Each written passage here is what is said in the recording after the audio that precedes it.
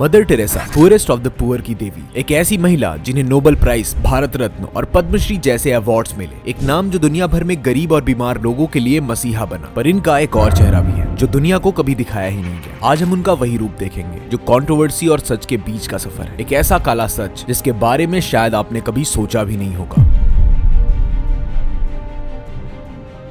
Mother Teresa, जिनका जन्म 26 अगस्त 1910 को स्कॉप्जे, नॉर्थ मैसेडोनिया में हुआ था, जो एक मिडिल क्लास अल्बेनियन फैमिली से बिलोंग करती थी। उन्होंने 18 साल की उम्र में अपने घर को छोड़कर सिस्टर्स ऑफ लोरेटो ज्वाइन किया और एक मिशनरी बन गई। अपना जीवन उन्होंने गरीब और जरूरतमंद लोगों के लिए जीना शुरू कर दिया। लेकिन इस जीवन का एक और मकसद था जो सिर्फ मदर टेरेसा को ही पता था, और वो था क्रिश्चियनिटी को बढ़ावा देना और धर्म परिवर्तन। मदर टेरेसा ने इस चीज को अपने जीवन का एक इंट्रीगल हिस्सा बनाया। 1946 में मदर टेरेसा ने मिशनरीज ऑफ चैरिटी की शुरुआत करी। पहले ये कैलकाटा में शुरू हुआ और बाद में दुनिया के अलग अलग शहरों में ये ऑर्गेनाइजेशन फैल गई।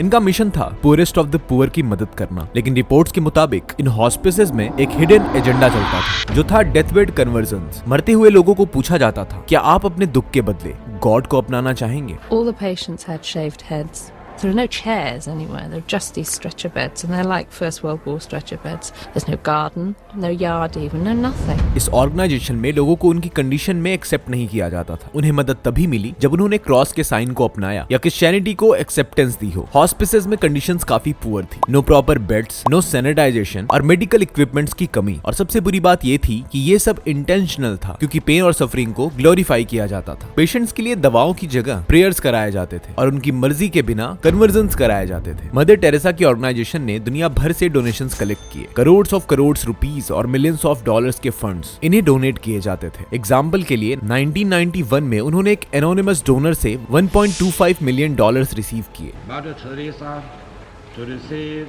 नोबेल प्राइज का $192,000 प्राइस मनी जो उन्होंने जीता था, वो भी जरूरतमंद लोगों के लिए डायरेक्टली यूज नहीं किया गया। ये पैसा वेटिकन और कैथोलिक चर्च के फंड्स में ट्रांसफर किया गया। हॉस्पिसेस की फैसिलिटीज के बारे में काफी ज्यादा कंट्रोवर्सीज रही हैं। पेशेंट्स को पेन किलर्स और एंटीबॉडीज नहीं मिलती थी।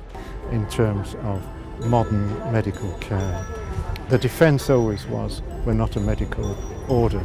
तकलीफ को गॉड के करीब ले जाने का एक जरिया माना जाता था। उनका कहना था कि सफरिंग इंसान को प्योर बनाती है। मिशनरी ऑफ चैरिटी का हिडन मिशन था क्रिश्चियनिटी को स्प्रेड करना। पेशेंट्स और उनकी फैमिलीज को मदद तभी मिलती थी जब वो क्रिश्चियनिटी एक्सेप्ट करते थे। ये बात कई रिपोर्ट्स में हाईलाइट की गई है कि गरीब और वल्नरेबल लोगों की मजबूरी का फायदा उठाया जाता था।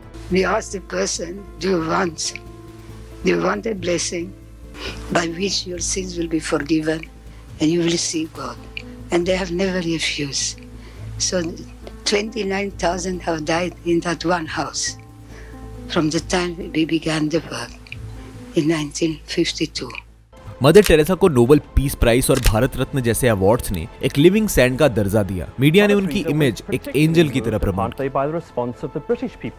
लेकिन अवार्ड्स और ग्लैमर के पीछे एक अनकंफर्टेबल सच था। मदर टेरेसा का काम अक्सर क्रिटिसिज्म का भी शिकार रहा, जिसकी वजह थी फाइनेंशियल इरेगुलरिटीज और उनके अनएथिकल प्रैक्टिसेस। 2012 के एक ऑडिट में ये सामने आया कि मिशनरीज ऑफ चैरिटी के पास $100 मिलियन से ज्यादा अनडिस्क्लोज्ड फंड था। ये पैसा जरूरतमंद लोगों के लिए यूज नहीं हुआ, बल्कि कैथोलिक चर्च के एक्सपेंशंस में गया। मदर टेरेसा की कहानी एक दो-धारी तलवार की तरह है। एक तरफ वो सेवा और दया का चेहरा है और दूसरी तरफ वो मजबूर इंसानों का फायदा उठाने की कहानी भी है। क्या वो सैंट थी या एक मिशनरी जो इंसानियत के नाम पर एक हिडन एजेंडा चला रही थी? ये फैसला आपका है। ऐसी ही और वीडियोस के लिए हमारे चैनल ब्रेकडाउन ब्रेन्स को सब्सक्राइब करिए।